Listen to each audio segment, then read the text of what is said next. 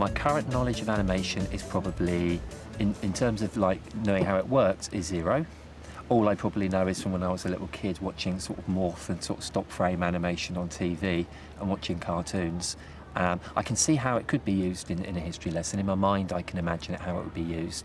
But as for actually using it, no. Will Rennie is the head of history at Hatch End High School in North London. He's been teaching for 18 years. Will has never made an animation, but would like to know more. So we've challenged him to find out as much as he can about using this technology and to transfer the skills he picks up into his own classroom. Following his progress through the challenge, you'll find out, among other things, how animation can encourage in-depth analysis, the equipment needed to create an animation, and how to add sound to an animation. If you want to give it a go yourself, there's a range of useful videos and support materials on the page for this programme on the Teachers TV website. So Will's travelled to Peterborough to meet Emily Blissett, the head of art at the Thomas Deacon Academy. Today, Emily is teaching a cross-curricular art and literacy lesson. Her Year 7s are working on an animation based on a poem called Prince Kano. Did you do this storyboard yourselves? Yeah, we made it as a group. It's basically a plan of what's going to be in the film. So you worked out you needed Prince Kano and you needed the charcoal burner. Yeah, we thought we'd make the storyboard and plan first and then based off that make the characters. Right. We get them to do a storyboard.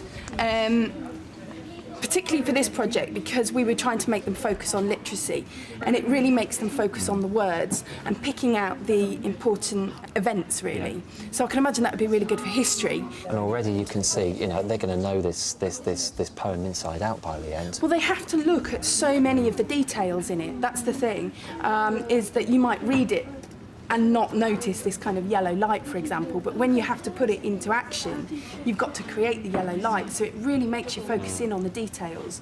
There's a range of animation software available to buy, and Emily has chosen to use I Can Animate with her students.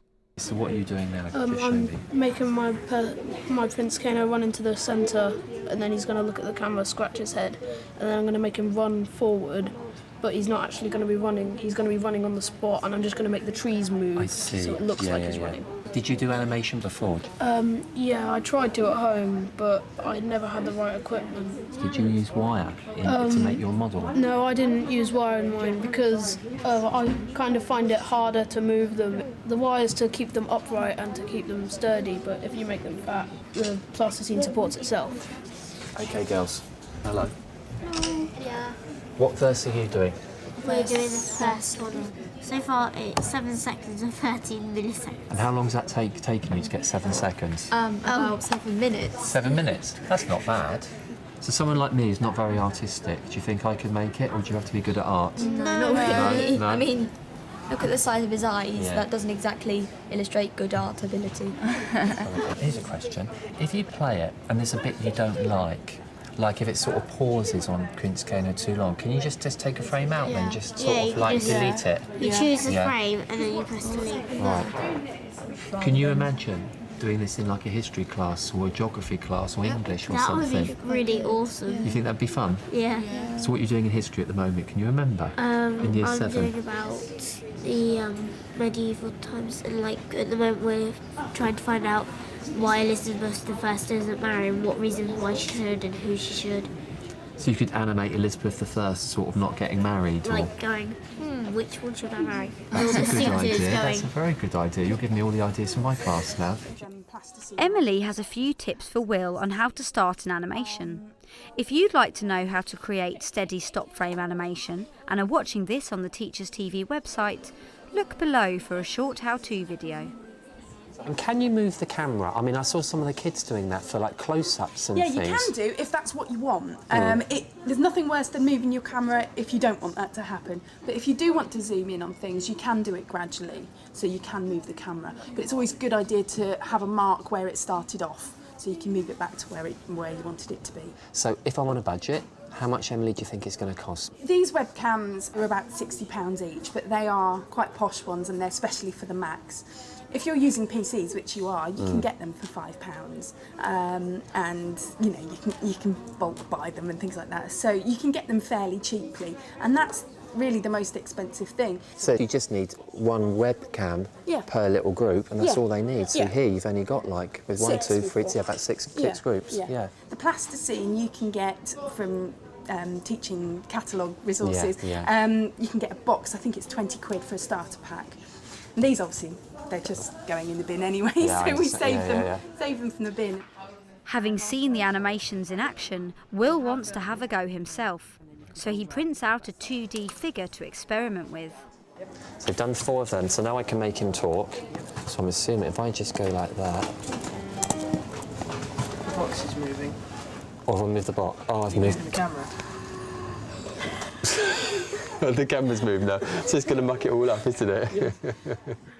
So let's do it again. Okay. With this time, me not moving the camera or the box and being much more careful. Okay, so we try it again. Okay. So there he is. Okay. Okay, so let's try again. Just So, hold out and then press the button. That's it.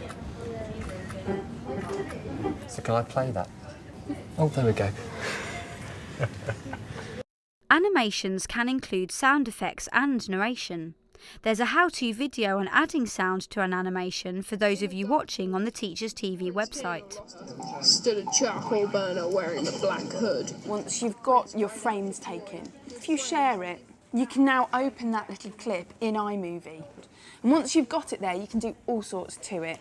So things like sound effects, you could add, it's quite nice ambient cricket sound here, so that when I play this now, you've got some crickets in the background. Once complete, the students watch and evaluate the animations.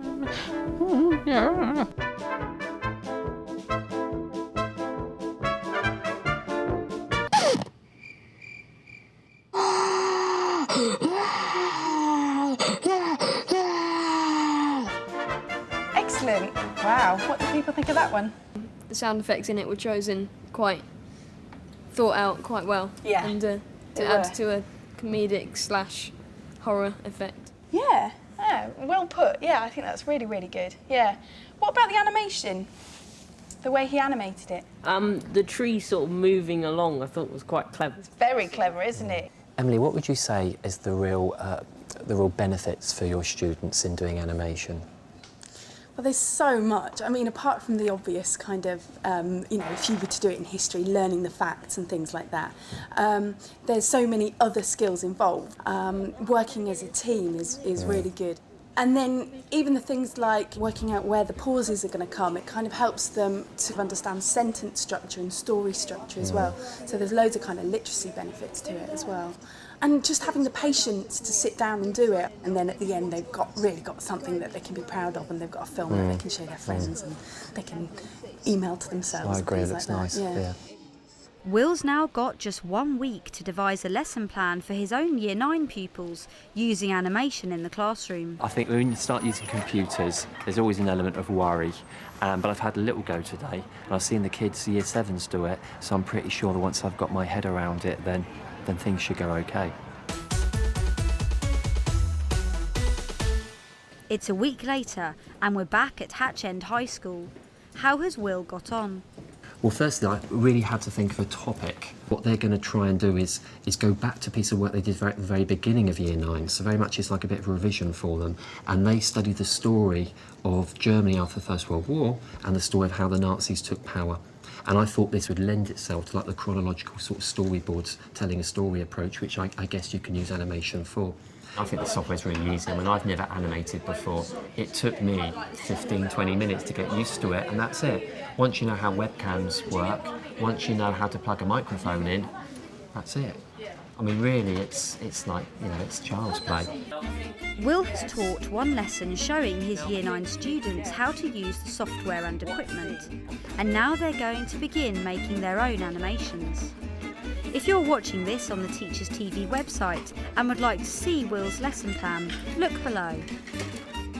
Will has divided the topic into chronological sections and given each group a different part to animate.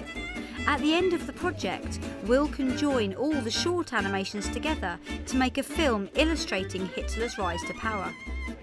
Okay, so we were given part 3 of the story that we're supposed to animate, and it's where communists are blamed for burning down the German parliament, and then this one guy called Marius van der Loo was at the scene, and so he's been jailed, and that's what we've got so far in our animation. They just wanted to basically target the communists to show that communism should be banned, so that's what they were trying to portray with putting him in jail. And that also set an example to other communists that not to go out spreading their messages, otherwise the same would happen to them. So Ajiban, tell me, what background have you got here then? What's this background? We've got the golden coins on the wet scale. When's this? What's it During called? the golden years. The golden years. So what are you going to actually sort of animate? We're going to animate like 2 people dancing, enjoying their time, having champagne, dancing. It represents happiness and they're rich. Okay. So I think in terms of the animation, the creativity, I think the kids have done really well. And some of the examples I've been really impressed with, actually.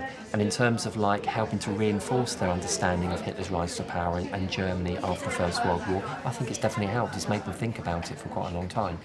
It's not often that in a history class that the kids will sit down and work for, 2 hours and just get on with it themselves.